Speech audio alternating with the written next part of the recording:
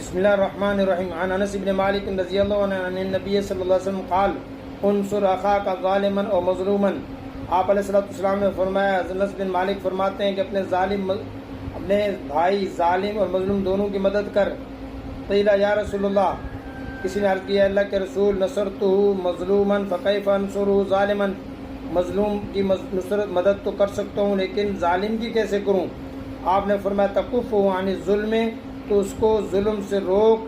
فدا کا نصر کا ہو، یہ تیرا اس کی مدد کرنا ہے، یعنی ظالم کی مدد کرنا، اس کو ظلم سے روکنا، کیونکہ ظلم کرے گا تو کہاں جائے گا؟ جہنم کی طرف جائے گا.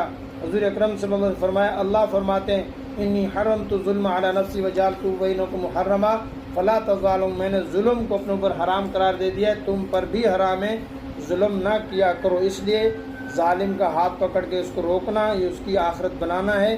یہی